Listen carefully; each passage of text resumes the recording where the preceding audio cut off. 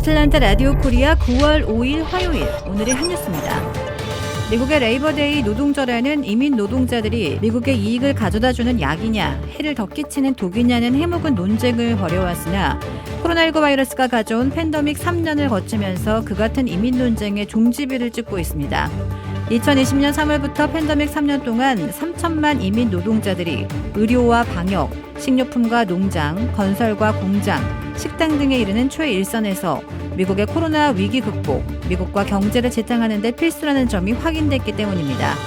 미국에서 16세에서 64세의 노동력은 2022년 1억 6,400만 명이고 그중에 외국 태생 이민 노동력은 2,980만 명으로 18.1%를 차지하고 있습니다. 외국 태생 인구가 모두 4,530만 명인데 그중에 3천만 명 가까이 일하고 있음을 보여주고 있습니다.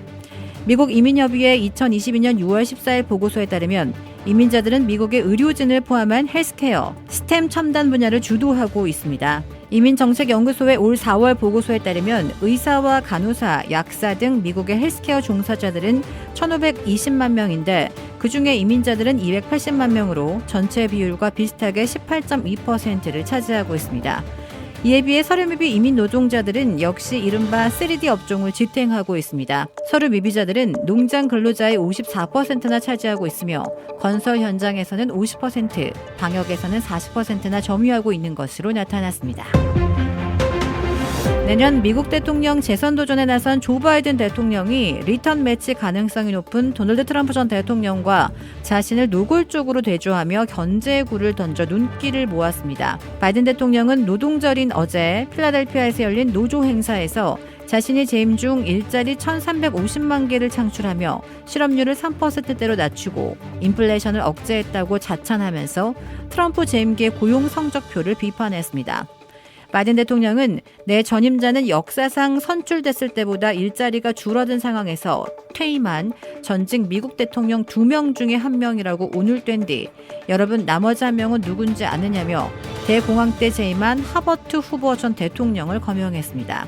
뉴딜 정책으로 유명한 민주당 출신 프랭클린 루즈벨트 전 대통령에게 져 재선에 실패한 후보와 트럼프를 동렬해 놓은 것입니다. 그와 더불어 바이든 대통령은 전임자가 여기 있을 때 당신의 연금은 위태로웠지만 우리 민주당은 여러분들의 협조 속에 수많은 연금을 구하도록 도왔다고 주장했습니다.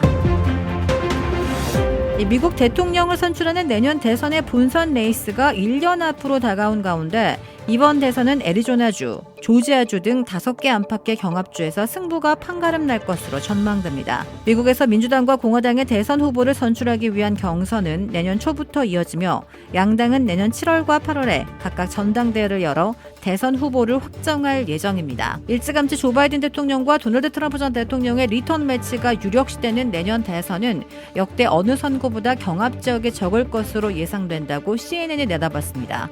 역대 어느 선거보다도 소수주의에서 소수의 선거인단이 사실상 향후 4년간 미국의 운명을 결정질 수 있다는 의미입니다. 레이버데이인 4일 새벽 4시경 조지아주 귀넷 카운티의 85번 고속도로와 316번 국도 근처 경사로에서 차량 충돌이 발생해 10대 청소년 5명이 사망하는 사건이 발생했습니다. 새벽 4시 직전 85번 고속도로에 차 2대가 충돌했고 차량 중 한 대는 도로 아래에 위치한 316번 국도 서쪽 방향 경사로로 추락해 또 다른 차량과 충돌했습니다. 이 사고로 10대 5명이 현장에서 사망했고 나머지 탑승자 3명은 인근 병원으로 이송되었습니다. 사망 학생들은 16세부터 19세의 학생들로 대부분 딥캣 카운티의 레이크사이드 고등학생들로 밝혀졌습니다. 귀넷 경찰은 최초 충돌의 원인은 밝혀지지 않았으며 수사를 이어가고 있다고 전했습니다. 미네소타주의 한 교도소에서 죄수들이 폭염을 이유로 단체로 감방 복귀를 거부하는 소동이 벌어졌습니다. 미네소타주 스틸워터 교도소에서 지난 일요일 죄수 100명 정도가 샤워 시간과 여가 시간을 늘려달라고 요구하며 감방으로 돌아가지 않고 버텼었습니다. 이에 교도소 측은 만일 사태에 대비해 위기 대응 특수작전 인력 현장에 파견을 받아 죄수들의 단체 행동에 대응했습니다. 죄수들은 하루 정도 버티다 다음날 모두 감방으로 돌아갔습니다.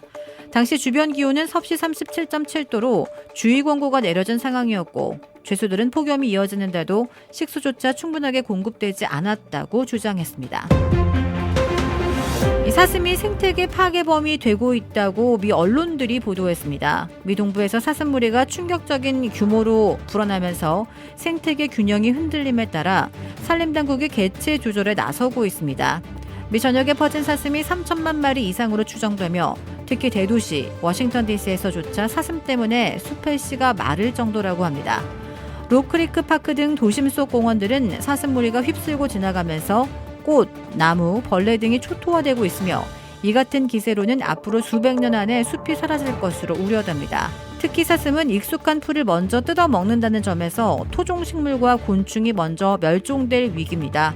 이에 따라 국립공원관리청은 2013년부터 매년 겨울철마다 야간에 공원을 폐장한 상태로 총기 훈련을 받은 생태학자들을 투입해 살처분해 왔습니다. 이에 따라 사슴의 개체수는 한때 제곱마일당 적정 수준인 20마리의 5배에 달하는 100마리 이상으로 치솟았다가 현재 감소세로 돌아섰습니다.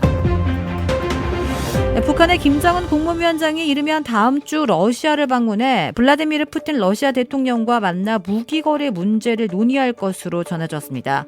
뉴욕타임스는 어제 미 정부 관계자 등을 인용해 김 위원장이 이달에 러시아를 방문할 계획을 검토하고 있다고 보도했습니다. 김 위원장은 방탄 열차를 이용해 블라디보스토크로 이동한 뒤 푸틴 대통령과 회담할 가능성이 높은 것으로 알려졌습니다. 이달 10일에서 13일 블라디보스토크 극동 연방대에서 열리는 동방경제포럼 행사에서 김 위원장과 푸틴이 만날 수 있다는 것입니다. 다만 회담이 모스크바에서 열릴 가능성도 배제할 수 없다는 관측이 있습니다. 한국에서 계곡살인 사건으로 무기징역을 선고받은 이은혜가 남편의 생명보험금 8억 원을 지급하라며 보험사를 상대로 낸 소송에서 패소했습니다.